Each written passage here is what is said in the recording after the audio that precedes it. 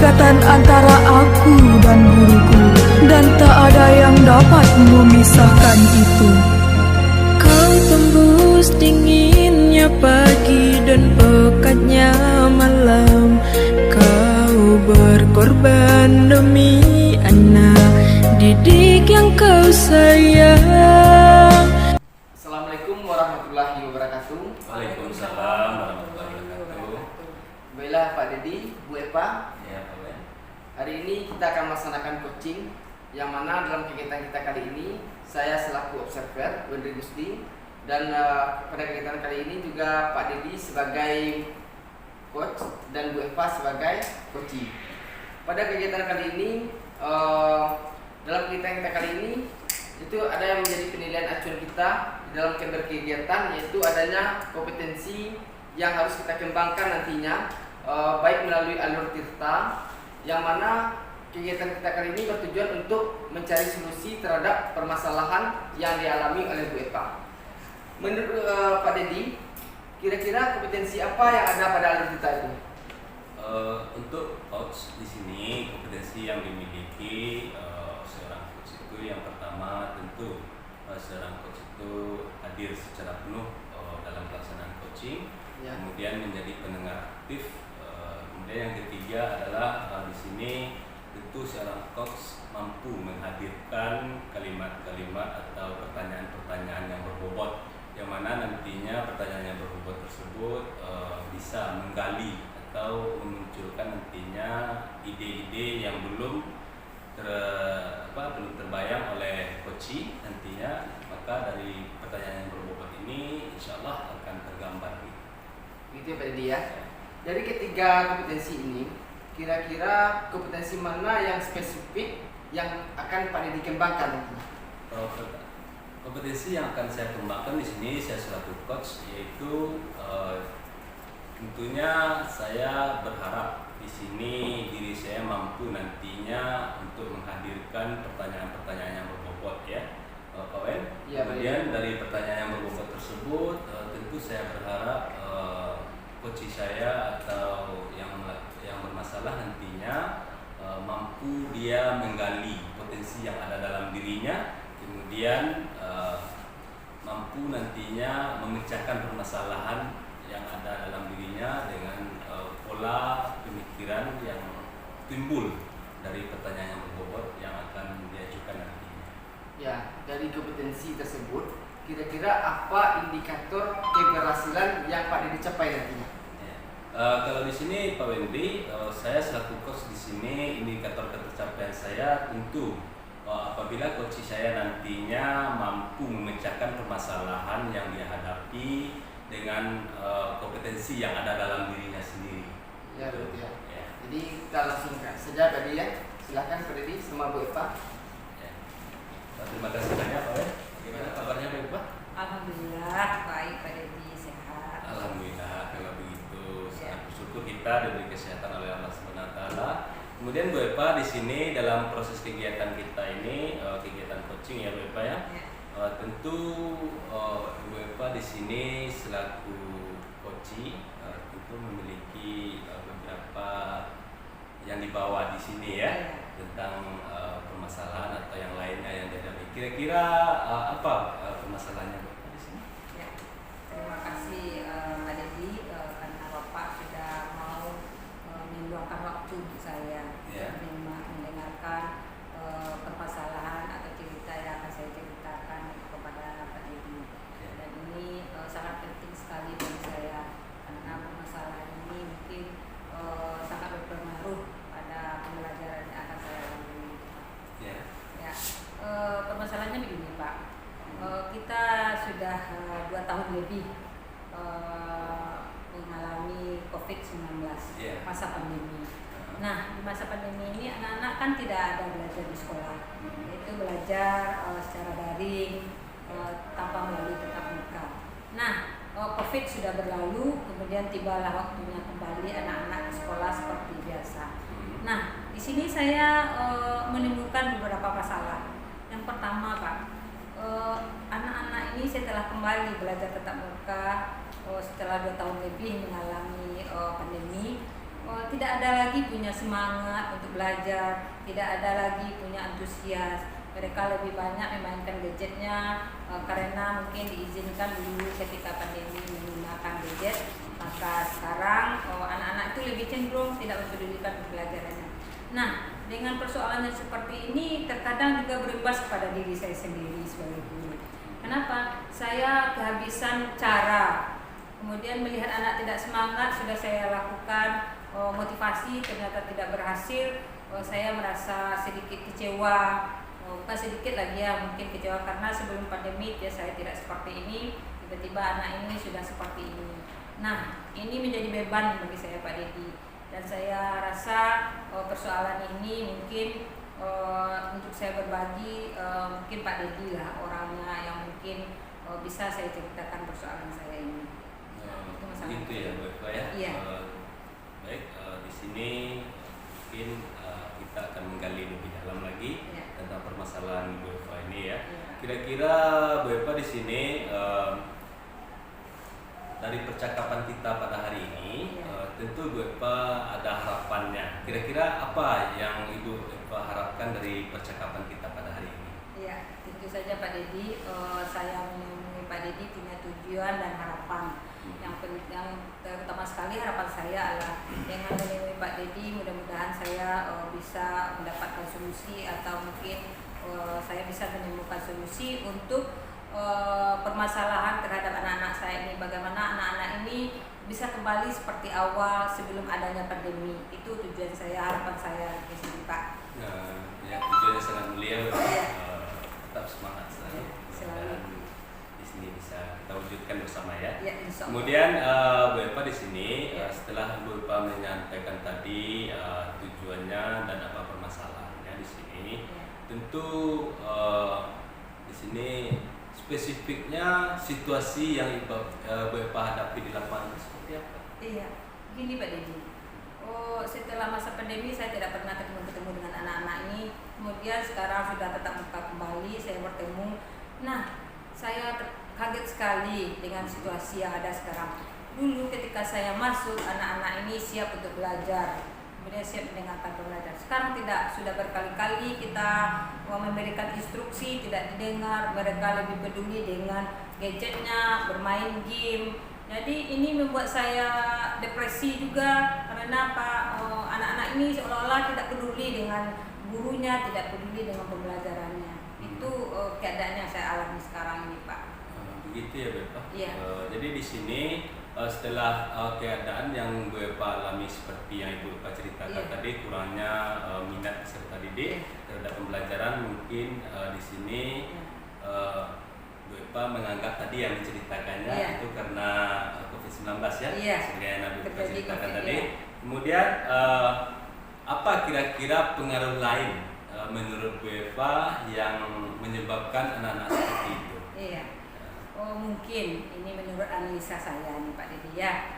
Karena selama 2 tahun mereka di rumah merdeka, hanya mengerjakan tugas, kemudian tidak terkontrol, tidak terpantau oleh gurunya, tidak ada aturan-aturan atau kesepakatan yang ada antara guru dengan murid. Jadi sehingga membuat mereka ini menjadi lost control. Nah, ini yang menyebabkan mereka setelah kembali ke sekolah, mereka kembali merasa seolah-olah di rumah. Jadi kembali merasa mereka tidak mengenal aturan. Itu yang terjadi sekarang ini Pak Dedi. Yang memotivasi, yang memacu kejadian ini, itu pemicunya. Karena selama ini tidak terkontrol, jadi tiba-tiba di sekolah lagi dia merasa sudah lupa dengan rule-rule yang ada. Jadi itu pemicunya. Jadi dari hasil apa yang Bu Eva sampaikan tadi, dari pemicu tersebut, kemudian dari gambaran situasi apa yang Ibu Eva rasakan, tentu Ibu Eva memiliki harapan di sini ya. Kira-kira harapan Bu Eva itu peserta didik atau murid Ibu Eva itu bagaimana? Iya Pak Dedi, harapan seorang guru tentu kalau menurut saya ya, harapan seorang guru ini tentu tinggi ya. Apa itu? Yaitu berharap anak-anak ini belajar dengan baik, kemudian bisa bersungguh-sungguh, karena apa, dari belajar ini akan menentukan masa depan mereka. Nah, kalau mereka tidak belajar, masih melakukan seperti pandemi yang tidak tahu aturan, yang tidak mengenal, padahal mereka sudah berada di kelas. Jadi saya juga berharap mereka bisa bersikap lebih baik, karakternya diperbaiki lagi. Itu harapan saya. Selain motivasi anak-anak ini ya, karakternya juga mesti ditingkatkan, karakternya lebih baik. Harapan dari saya terhadap anak didik ini. Iya, harapan yang sangat luar biasa, Iya. Bapak. Tentu kita berharap harapan tersebut bisa terwujud ya. Amin. Kemudian harapan tersebut supaya dia terwujud ya, Bapak. Iya. Kira-kira apa yang bisa Bapak lakukan untuk mewujudkannya tersebut? Iya, itulah Pak Dedi. Sebelum menemui Pak Dedi, saya juga memikirkan sendiri kira-kira apa ya solusi akan saya berikan untuk anak-anak ini. Nah, kemudian saya juga merenung, merefleksi diri saya. Mungkin selama ini cara mengajar saya membuat anak-anak tidak tertarik, atau mungkin aturan-aturan yang saya berikan kepada anak-anak tidak membuat mereka nyaman. Nah, saya kembali kepada anak-anak, menghadapi anak-anak. Saya memberikan motivasi dengan cara memberikan pembelajaran yang lebih bervariasi dengan metode-metode yang baru. Nah, anak-anak sekarang kan ini memakai gadget. Kemudian dunianya anak-anak sesuai pendidikan itu ada berdasarkan kodrat dan zamannya. Nah, saya ikutilah zaman anak-anak ini, misalnya pembelajaran menggunakan TikTok gitu kan, karena anak-anak ini kan hobi main TikTok. Jadi daripada kalian main TikToknya tidak percuma, buang-buang, nah apa salahnya kalian menggunakan pembelajaran dengan menggunakan TikTok. Nah, dari situ saya lihat anak-anak antusias sekali. Kemudian kalau untuk menanamkan karakter, saya coba menanamkan anak-anak, kalau kita meminjam sesuatu, tolong bilang terima kasih kepada temannya, atau mungkin temannya membutuhkan sesuatu, mungkin kalian bisa menawarkannya. Dan itu mungkin satu-satu salah sebagian dari cara saya untuk menemukan solusi ini, Pak Dedi. Iya. Sangat luar biasa, Bapak ya. Jadi dari solusi ini yang Bapak sudah mungkin planningkan di sini atau rencanakan, tentu di sini selaku pendidik ya, Bapak ya. Iya. Bapak di sini tentu tidak terrealisasi dengan begitu saja apa yang Bapak planningkan itu ya. Iya. Kemudian kira-kira di sini apa yang harus Ibu siapkan untuk hal tersebut? Iya. Mungkin yang perlu sekali saya siapkan, tentu saya mempersiapkan materi terlebih dahulu. Kemudian saya mempelajari bagaimana mengajarkan TikTok kepada anak-anak agar bermanfaat. Tanpa saya pelajari itu tentu tidak bisa saya aplikasikan kepada anak-anak.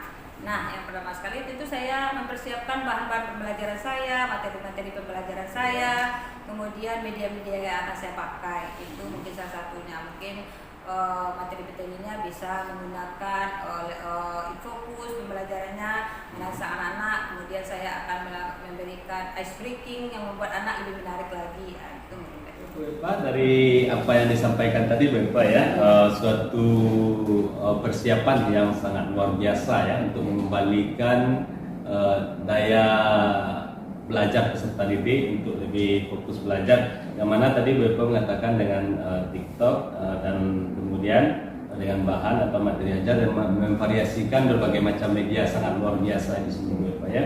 Kemudian di sini dalam hal ini tentu setelah Ibu persiapkan tentang berbagai apa yang harus Ibu lakukan di sini, tentu Ibu di sini bisa memastikan apakah itu bisa tercapai atau berjalan dengan semestinya secara pada Ibu ya. Di sini bagaimana Ibu bisa memastikannya gitu? Ya, untuk memastikan ketercapaiannya mungkin rentangnya. Tentang apa lagi? Tentang nilai atau tercapaian yang saya ingin saya capai. Nah, di sini ini ketercapaian yang ingin saya kan kalau ada angka dari 1 sampai 10, saya tentu ingin mendapatkan yang 9-nya. Kapan perlu saya mendapatkan yang 10-nya. Itu ketercapaian yang saya inginkan, gitu kan. Karena apa? Di sini saya ingin membuat anak-anak ini benar-benar termotivasi kembali belajar, karena di sini mereka sudah tidak lagi mau belajar, jadi itu membuat saya tertantang. Jadi arah yang harus saya capai tinggi. Bagaimana supaya saya ketercapaian saya ini bisa? Tentu saya punya usaha yang keras.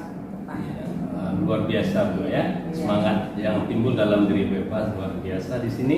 Jadi tentu Bu Epa di sini setelah Bu Epa menemukan apa yang Bu Epa ingin siapkan, setelah itu Bu Epa di sini tentu berharap tingkat keberhasilannya tadi seperti garis bilang yang Bu Epa sampaikan tadi dari angka 1 sampai 10, tentu Bu Epa berharap di sini tingkat ketercapaiannya yang sudah terbayang di dalam pikiran Bu Epa adalah antara poin 9 dan 10. Sangat luar biasa Bu Epa ya.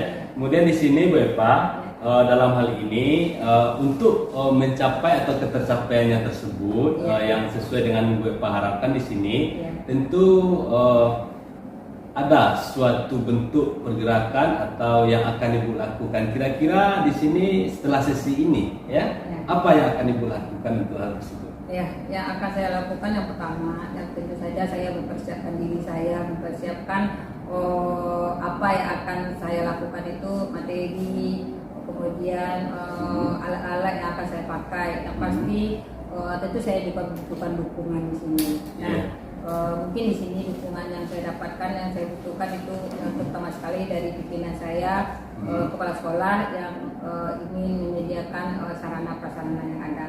Kemudian yang terpenting sekali adalah dukungan dari teman-teman sejawat. Karena apa? Tanpa dukungan dari beliau-beliau ini kita tidak bisa maju sendiri. Jadi bersama-sama memperbaiki keadaan ini dan itu segera saya persiapkan Pak. Ya, sangat luar biasa Bapak ya. Kemudian di sini tentu kata Bu Epa tadi selain mempersiapkan diri, Bu Epa juga membutuhkan dukungan baik dari atasan selaku kelas-kelas selaku atasan, kemudian rekan sejawat ya. Kemudian di sini setelah hal tersebut tentu Ibu Epa memastikan ya rencana Bu Epa itu berjalan dengan sesuai harapan Bu Epa. Bagaimana di sini Bu Epa bisa memastikan rencana itu tersebut berjalan sesuai dengan yang semestinya Bu Epa rencanakan? Iya. Untuk melaksanakan rencana ini tentu tidak bisa langsung saya laksanakan ya Pak. Saya mesti persiapan dulu, kemudian saya kaji ulang dulu. Jadi paling cepat mungkin akan saya lakukan pada Senin depan Pak. Insya Allah sudah saya praktekkan rencana-rencana saya ini Pak. Ya, alhamdulillah dengan dari semangat dalam diri Bu Epa pada saat sekarang ini yang begitu ya. Bu Epa ingin di sini mengembalikan tingkat inisiatif pembelajaran peserta didik Bu Epa kembali lagi bersemangat dalam pembelajarannya ya. Kemudian di sini Bu Epa dalam hal ini nanti Ibu Epa akan melaksanakannya di minggu depan kata Bu Epa tadi kan. Dalam hal ini tentu kita selaku coach di sini nanti Bu Epa lapor ya apa yang telah terjadi tersebut, bagaimana apakah sesuai dengan yang diharapkan tadi atau tidak. Saya tunggu berita selanjutnya dari Bu Epa tentang apa yang Bu Epa lakukan dan kita diskusikan hari ini.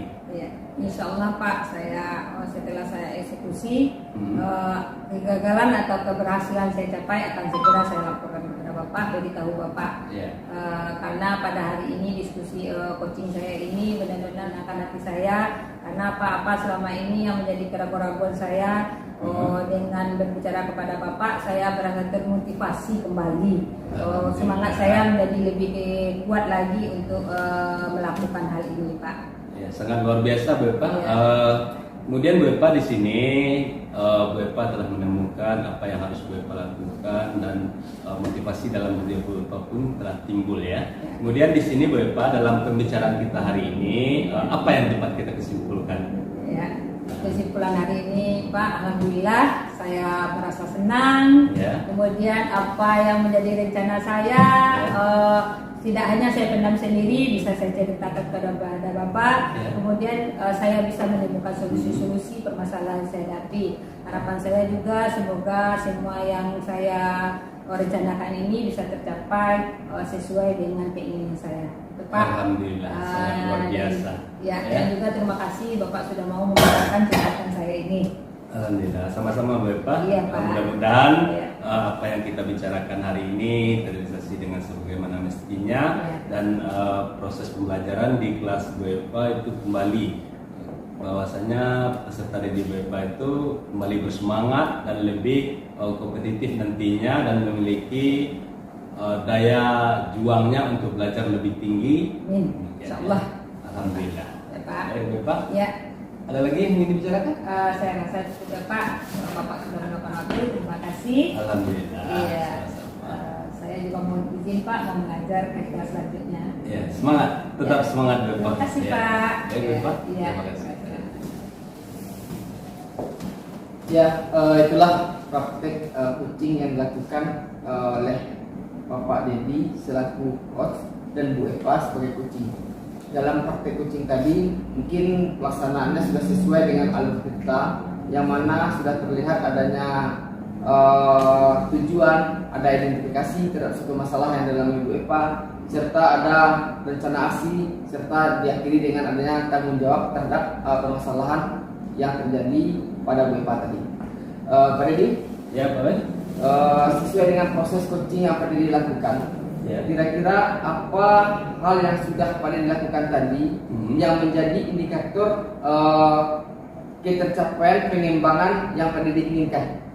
Ya, alhamdulillah Pak Ben. Tadi di awal sesi tadi saya mengatakan ketercapaian yang ingin saya kembangkan di sini adalah memunculkan atau bisa menghadirkan sebagai bentuk pertanyaan-pertanyaan yang berbobot, ya. Yang mana pertanyaan yang berbobot itu bisa menggali apa yang harus dilakukan oleh coach saya. Jadi di sini tadi saya bersyukur dan alhamdulillah dengan adanya saya mampu menghadirkan pertanyaan-pertanyaan yang berbobot di sini, dan coach saya Bu Eva di sini alhamdulillah itu menemukan solusi yang harus dia laksanakan, yang mana mungkin sebelum dia melakukan coaching dengan saya itu mungkin belum terlintas di pikiran beliau untuk hal tersebut.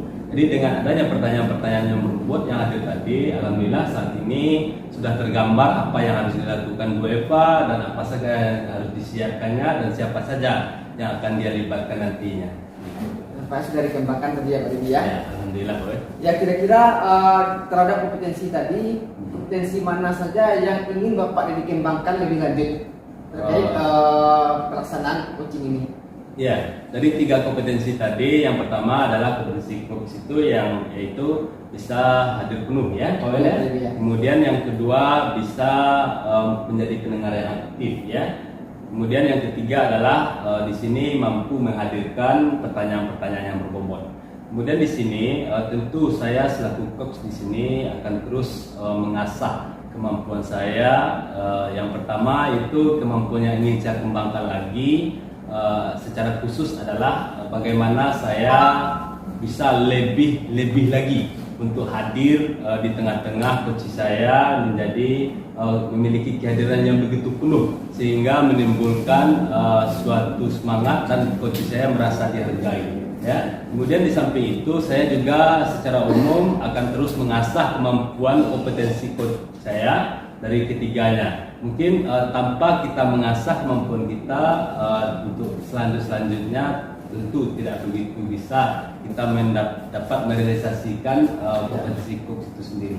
Itu ya Pak Dedi. Ya. Ya, mungkin pertanyaan Pak Dedi sudah saya rangkum berdasarkan hasil pengamatan kami di sini. Ya. Jadi mungkin hanya sekian yang bisa saya sampaikan di sini, dan untuk kelanjutannya saya akhiri dengan Assalamualaikum warahmatullahi wabarakatuh. Waalaikumsalam. Ya, selamat Pak Dedi. Ya. Bu Eva. Iya Pak. Ya, betul. Kau